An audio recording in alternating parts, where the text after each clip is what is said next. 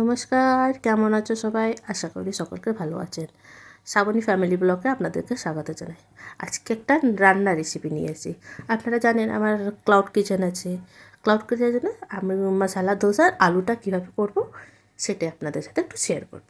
তাহলে চলুন, আমি আগেই পেঁয়াজ আলু বয়েল হয়ে গেছে, পেঁয়াজ কুচানো হয়ে গেছে, কড়াই বসিয়ে দিয়েছি, কড়াইটা গরমও হয়ে গেছে। তাহলে চলুন কড়াইতে একটু তেল দিয়ে দিই। আর কড়াইটা বেশ তো গরম হয়ে গেছে। তেলের মধ্যে আমি ইউজ করব সাদা তেল। আপনাদের চয়েসের মতন সর্ষে তেল দিতে পারেন। আমাদের সব রান্নাতেই সাদা তেলটা ব্যবহার হয়, তো সেই জন্য সাদা তেলটা সব কিছুতেই আমরা করি ইউজ। তার তেলটা দিয়ে দিয়েছি। তেলটা একটু গরম হোক, ততক্ষণ বের করে নিই একটু সর্ষে। কালো সর্ষে দেবো তো, চল সর্ষেটা দিয়ে দিই। তেলটা গরম হয়ে গেছে, এটা একটু হয়ে যাক, ফ্রাই হয়ে যাক।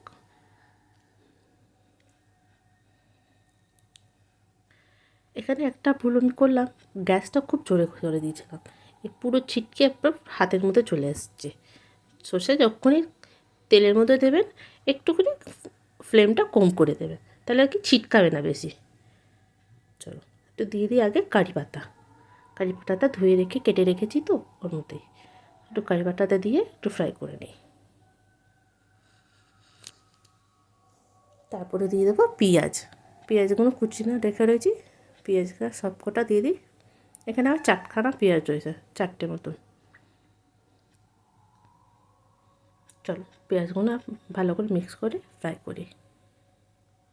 বেশি ফ্রাই করব না, বেশ গোল্ডেনের মতন হয়ে গেলে গাজরগুলো দিয়ে দেবো।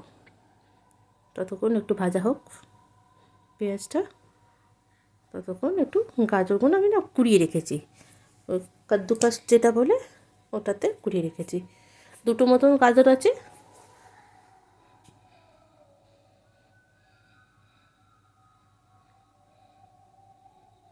চল পেঁয়াজটা ভাজা হয়ে গেছে, দেখুন বেশ বেশি ভাজা হয়নি, বেশ গোল্ডেন হালকা হালকা হয়েছে। বেশি ভাজা করলে পেঁয়াজগুলো ভালো লাগবে না, তিতো তিতো লাগবে খেতে। আমাদের দিয়ে দিই একটু বাদাম। বাদামটা একটু আগেই দিয়ে দিই, একটু বাদামটা ফ্রাই হয়ে গেলে ভালো লাগবে। আর অল্প একটু তুলে রাখলাম, ওটা লাস্টে একটু উপরতে ছড়িয়ে দেবো। তো বাদামটা একটু ভাজা হোক, বেশি হালকা একটু তেলের মধ্যে রোস্টেড হয়ে গেলেই ভালো লাগবে।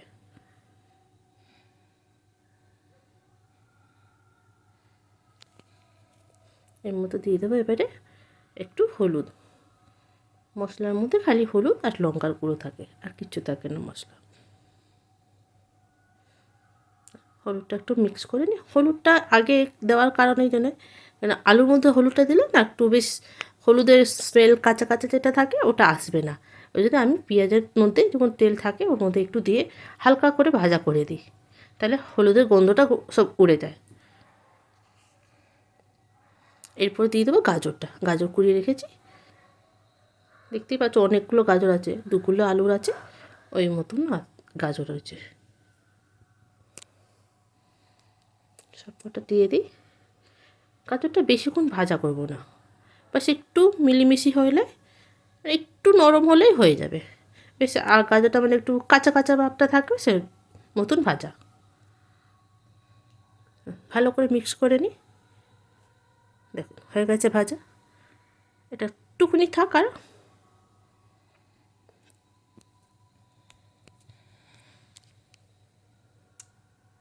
না হয়ে গেছে, আর করবো না আলু ভাজাটা। গাজরটা দেখুন বেশ ঝরঝরে একটা ভাব আছে, বেশি ক্যাঁতানো এখনও হয়নি। নরম হয়ে গেলে কেকিয়ে নিমড়ে যাবে, মানে একদম নরম হয়ে যাবে। চলো আলুগুলো এবারে দিয়ে দিই।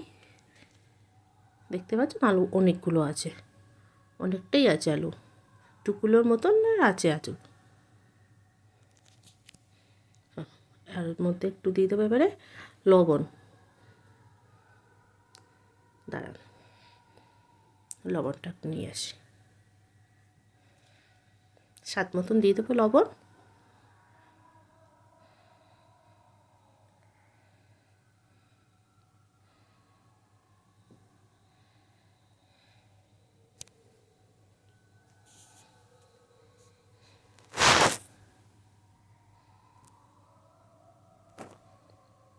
আর এর মধ্যে একটু দেবো এবারে কাশ্মীরি শুকনো লঙ্কা গুঁড়ো। এটা বেশি ঝাল হয় না, এটা দেবো বেশ 2 চামচের মতন, 2-3 চামচ হয়ে যাবে, বেশি দেবো না, কালারের জন্য খালি। এটা ঝাল তো হয় না, ঝালের জন্য আমি চিলি ফ্লেক্সটা ইউজ করি।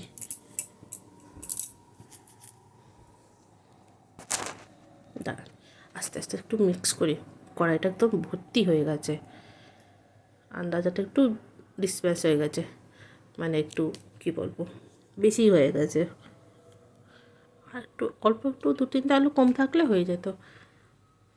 ঠিক আছে, আমার তো লাগে তো ক্লাউড কিচেনে, এই অর্ডার আসলে এক্ষুনি শেষ হয়ে যাবে। এটা আমার সারাদিনের আলু তৈরি। দাঁড়া, আস্তে আস্তে মিক্স করি, ধরে হওয়ার হচ্ছে না, না দাঁড়া, চিলি ফ্লেক্সটা একটু দিয়ে দিই, বেশি দেবো না, অল্প একটু দেবো, কারণ বেশি ঝাল হয়ে গেলে ভালো লাগবে না। দাঁড়ান, ভালো করে মিক্স করি,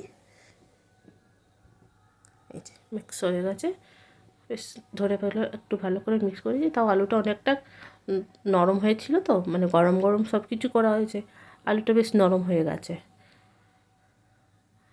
আলাদা করে ম্যাশ করতে হয়নি, ওর মধ্যেই ম্যাশ অনেকটাই হয়ে গেছে। চলো, হয়ে গেছে আলুটা রেডি। দাঁড়ান, আলুটা একটু অন্য জায়গায় একটু খালি করি, বেশ একটু ধনিয়া পাতা থাকলে আরও ভালো লাগতো, আর এখন ধনিয়া পাতাটা নেই। দাঁড়ান, গ্যাসটা বন্ধ করে দিয়েছি, আলুটা খালি করে দিয়েছি, বেশ হয়ে গেছে। এর মধ্যে একটু এটা ছড়িয়ে একটু বাদামটা চারিদিকে ছড়িয়ে দেব,